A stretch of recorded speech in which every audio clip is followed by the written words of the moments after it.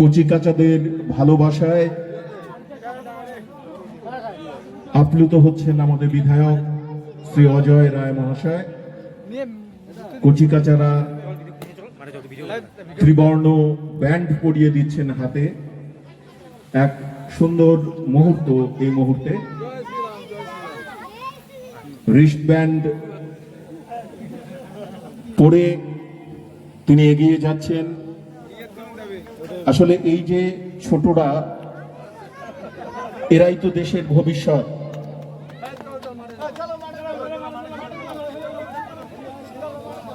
এদের ভালোবাসা আমাদের জীবনে এক অন্য মাত্রা বহন করে।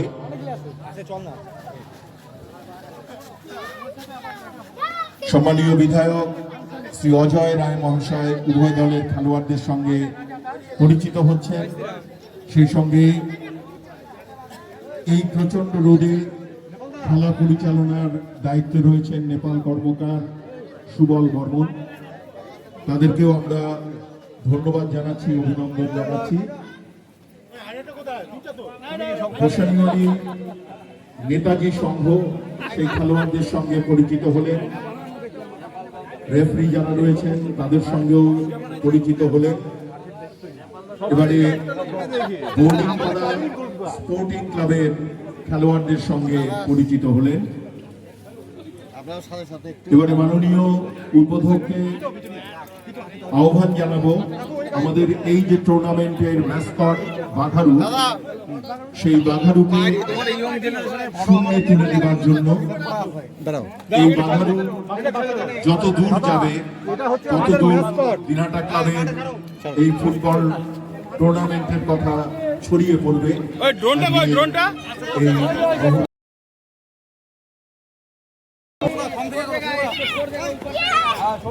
বাঘারুকে উড়িয়ে দেওয়ার প্রয়াস।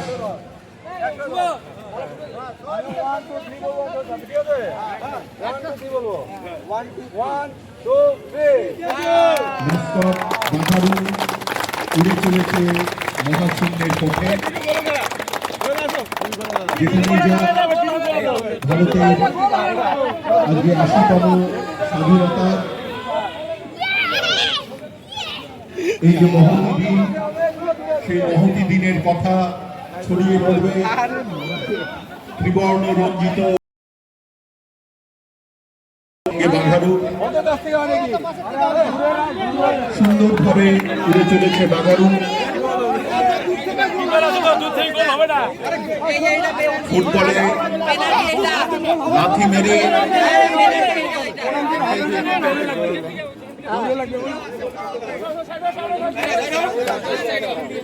ফুটবলে লাথি মেরে অতীতটাকে ঝালিয়ে নেবার চেষ্টা করছেন শ্রী অজয় রায়, এবং গোলপোস্টে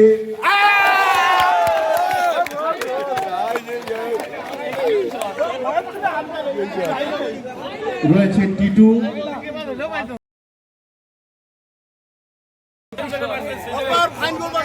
আমি জানি না যে টিটু ইচ্ছা করে বলটিকে ধরলো না, নাকি অজয়ের মুন্সিয়ানার কাছে পরাজিত হলো, এটা কিন্তু জানা হলো না।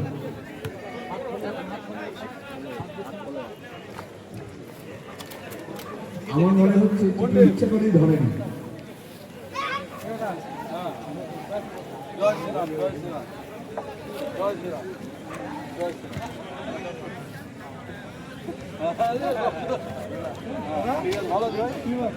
অসাধারণ একটা মুহূর্ত কাটালাম আমরা।